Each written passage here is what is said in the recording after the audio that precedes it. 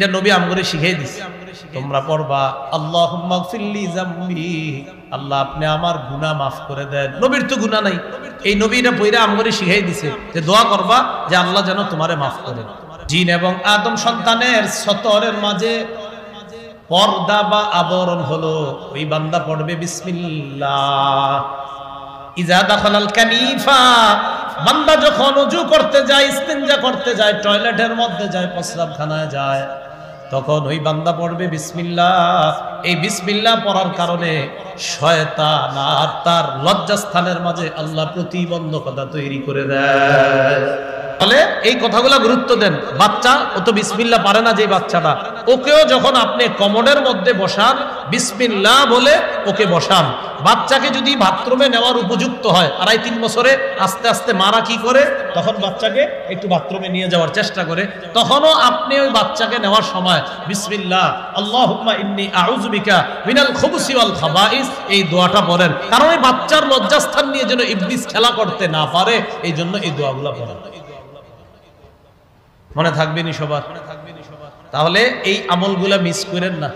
এই নামাজের সময় আসলেই আমরা প্রস্রাবখানায় টয়লেটে যাই, অনেকে দ্রুত দৌড়ে আসে, মানে বুঝা যাইতেছে ওনার হালাত খারাপ, দোয়াটা পড়তে ভুলে যায়। কাপড় পরিধান যখন করবেন তখনও বিসমিল্লাহ পড়বেন। এমনকি আমরা যখন ওযু ইস্তিনজা করি, কখনো প্রস্রাবখানায় যেতে হয় আমাদের, কখনো টয়লেটে, লজ্জার কিছু না, তখন লজ্জাস্থান প্রকাশ হয় কিনা, ওখানে প্রস্রাবখানা টয়লেটে গেলে লজ্জাস্থান প্রকাশ হয় কিনা। রাসূল সাল্লাল্লাহু আলাইহি সাল্লাম বলেন, শয়তান তখন তোমাদেরকে নিয়ে খেলা করার খুব চেষ্টা চালায়। ওই মুহূর্তে কি করবা? রাসূলুল্লাহ সাল্লাল্লাহু আলাইহি সাল্লাম বলেন, ইবনে মাজার 297 নম্বর হাদিস, ক্বালা রাসূলুল্লাহ সাল্লাল্লাহু আলাইহি ওয়াসাল্লাম সিতরু মা বাইনাল জিন্নি ওয়া আওরাতি বনি আদম আইয়াকুলা বিসমিল্লাহ। জিন এবং আদম সন্তানের সতরের মাঝে পর্দা বা আবরণ হলো, ওই বান্দা পড়বে বিসমিল্লাহ। ইজা দাখালাল কানিফা, বান্দা যখন ওযু করতে যায়, ইস্তিনজা করতে যায়, টয়লেটের মধ্যে যায়, প্রস্রাবখানায় যায়, তখন ওই বান্দা পড়বে বিসমিল্লাহ। এই বিসমিল্লাহ পড়ার কারণে শয়তান আর তার লজ্জাস্থানের মাঝে আল্লাহ প্রতিবন্ধকতা তৈরি করে দেয়, নাহলে শয়তান লজ্জাস্থান নিয়ে খেলা করে।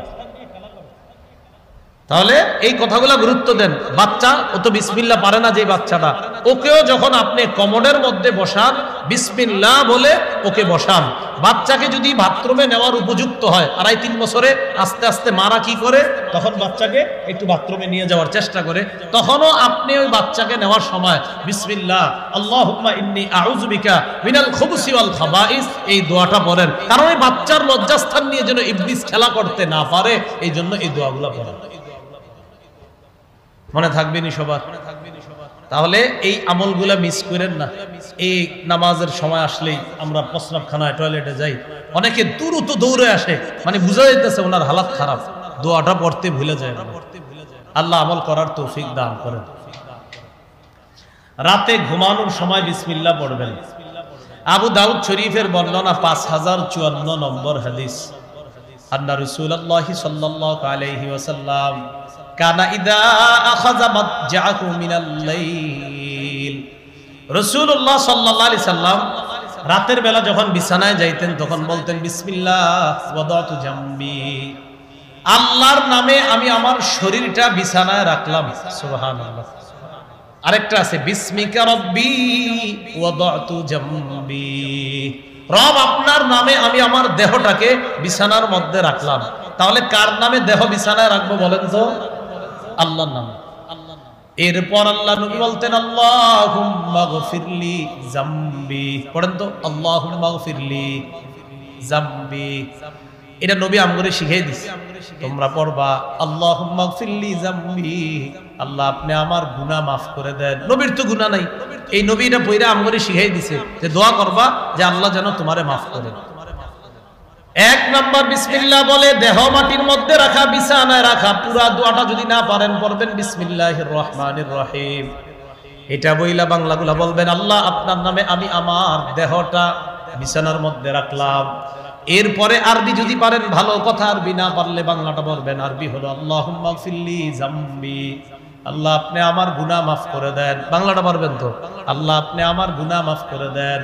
3 নাম্বার ওয়া আকসি শাইতানি, মাবুদ তুমি আমার শয়তানকে তাড়ায়া দাও, আমার সাথে যেই শয়তানটা ডিস্টার্ব করে ওরে তুমি তাড়ায়া দাও। তো নবীজির সাথে তো শয়তান নাই, নবীজির শরীরেও শয়তান ঢোকার ক্ষমতা রাখে, কিন্তু নবীজি বলেন ওয়ালাকিন্নাল্লাহ আ'আনানি ফাআসলাম, নবীজি বলেন শয়তান আমার রক্তর শিরা উপশিরায় দিয়ে চলার ক্ষমতা রাখে, কিন্তু ও পারে না, কারণ ওর থেকে আল্লাহ আমারে সাহায্য করে ওর মোকাবেলায়, তাই ও আমাকে পারে না, ধোঁকা দিতে পারে না, আমার সাথে পেরে উঠতে পারে না ও, এজন্য আল্লাহ আমারে হেফাজত করে। রাসূল সাল্লাল্লাহু আলাইহি ওয়াসাল্লাম 3 নাম্বার বললেন আকসি শাইতানি, আল্লাহ আমার শয়তানটারে তাড়ায়া দেন। 4 নাম্বারে বলবেন ওয়াফুক্কারিহানি, আল্লাহ আমার ঘাড় আপনি মুক্ত করেন, ঘাড় মুক্ত করেন, বিপদ আপদ যত কিছু আছে সব থেকে মুক্ত করেন, ঘাড় মুক্ত করেন। এরপর সুন্দর একটা কথা নবী শিখায়া দেয়, ওয়াজআলনি ফিন নাদিয়িল আ'লা, আল্লাহ নেককার মানুষ যারা, সবচাইতে মর্যাদাবান বান্দা যারা, তাদের অন্তর্ভুক্ত আমারে বানায়া দেন। বাংলাটা শুনেন, আল্লাহ আপনার নামে দেহটা বিছানায় রাখলাম, আল্লাহ আমার গুনাহ মাফ করেন, আল্লাহ আমার শয়তানটা তাড়িয়ে দেন, আমার ঘাটটা মুক্ত করেন। আল্লাহ নেককার মানুষ যারা, সর্বোচ্চ নেককার যারা, তাদের অন্তর্ভুক্ত আমাকে আপনি বানান। যাই হোক, প্রথমে আসি, মূল কথায় আসি, বিসমিল্লাহ বলে দেহটা বিছানায় রাখা, এই মনে থাকবেন ইনশাআল্লাহ। আচ্ছা, হাসবো না কেউ, এখন যে হাদিসটা বলবো কেউ হাসবো না, বলে মন দিয়ে শুনবো, সাবধান। রাসূলের হাদিসের সময় কোনো যেখানে হাসা আছে সেখানে হাসবো, যেখানে হাসি নেই হাসবো না। সহিহ বুখারী 6338 নম্বর হাদিসের বর্ণনা, 388 নম্বর হাদিসের বর্ণনা, যখন আপনি আপনার বিবির সাথে সম্পর্ক করবেন, বিবির সাথে বিছানায় যখন পবিত্র বৈধ সম্পর্ক স্থাপন করবেন, তখন আপনি বিসমিল্লাহ পড়বেন। এটা রাসূল শিখিয়ে দিয়েছে। ক্বালা রাসূলুল্লাহ সাল্লাল্লাহু আলাইহি ওয়াসাল্লাম, লাউ আন্না আহাদাকুম ইযা আরাদা আন ইয়াতিয়া আহলা ফাকালা বিসমিল্লাহ আল্লাহুম্মা জান্নিবনাশ শাইতান ওয়া জান্নিবিশ শাইতানা মা রাযাকতানা, তোমাদের কেউ যখন তার বিবির কাছে যায়, গমন করে, পবিত্র সম্পর্ক কায়েম করতে চায়, তখন ওই ব্যক্তি পড়বে বিসমিল্লাহ আল্লাহুম্মা জান্নিবিনাশ শাইতান, আল্লাহ আপনি আমাকে আর আমার বিবিকে, এ আমাদের দুইজন আপনার কাছে দোয়া করতেছি, জান্নিবনাশ শাইতান, আমাদের দুইজন থেকে আপনি শয়তানকে দূরে রাখেন, ওয়া জান্নিবিশ শাইতানা মা রাযাকতানা, আল্লাহ আমাদের কোন সন্তান যদি হয়, যে সন্তান আপনি আমাদেরকে দান করবেন, এই সন্তানটাকেও শয়তান থেকে আপনি দূরে রাখবেন, এটা তোমরা দোয়া করবা। নবীজি বলেন ইন্নাহু ইয়ুকদ্দার বাইনাহুমা ওয়ালাদ, তাদের এই পবিত্র সম্পর্ক স্থাপনের ফলে তাদের কোন সন্তান যদি আল্লাহর পক্ষ থেকে নির্ধারণ করা হয়ে থাকে, লাম ইয়াদুররুহু শাইতানুন আবাদা, এই সন্তানটাকে শয়তান কখনো ক্ষতি করতে পারবে না। আবার বলছি, তোমাদের কেউ যখন বিবির কাছে যাবে, বিসমিল্লাহ পড়বে, আল্লাহুম্মা জান্নিবনাশ শাইতান ওয়া জান্নিবিশ শাইতানা মা রাযাকতানা। পুরো দোয়াটা না পারলে বিসমিল্লাহ তো মনে থাকবে, বিসমিল্লাহ পড়ার পর বাংলাটা বলবেন, আল্লাহ আমাদের থেকে শয়তানকে দূরে রাখেন, আর আমাদের যে সন্তানটা আপনি দিবেন, এই সন্তানটার থেকেও শয়তানকে দূরে রাখেন, সন্তানটাকে শয়তান থেকে দূরে রাখেন। নবী বলেন ওই সম্পর্কের ফলে যদি তাদের কোনো সন্তান আল্লাহ নির্ধারণ করে রাখেন, যদি নির্ধারিত হয়ে থাকে, শয়তান কখনো এই সন্তানের ক্ষতি করতে পারবে না।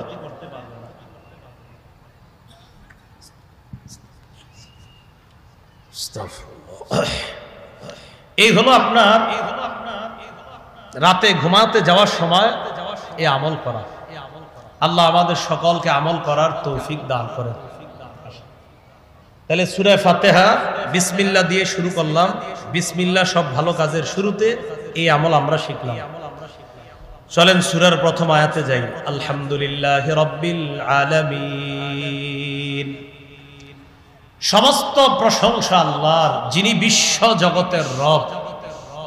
সমস্ত প্রশংসা কার? বলেন কার? তো আমরা তো মানুষেরও প্রশংসা করি, কি করি না? শুরুতে একটা আলিফ লাম আছে, এই আলিফ লামটাকে আলিফ লামে ইস্তিগরাক অথবা ইখতিসাসের জন্য আনা হয়েছে। সমস্ত প্রশংসা আল্লাহর জন্য, আর এটার নাম যদি হয় ইখতিসাস তাহলে অর্থ হবে সমস্ত প্রশংসা আল্লাহর জন্যই খাস। বলেন সমস্ত প্রশংসা কার জন্য খাস? এটা কেমনে? এই চেয়ার বানাইছে কে? বলেন মিস্ত্রি। কে বানাইছে? মাশাআল্লাহ, কি সুন্দর চেয়ার। তাহলে মিস্ত্রি বানাইছে। মিস্ত্রির মেধা অনেক ভালো। মিস্ত্রিরে বানাইছে কে? আরে বলেন কে?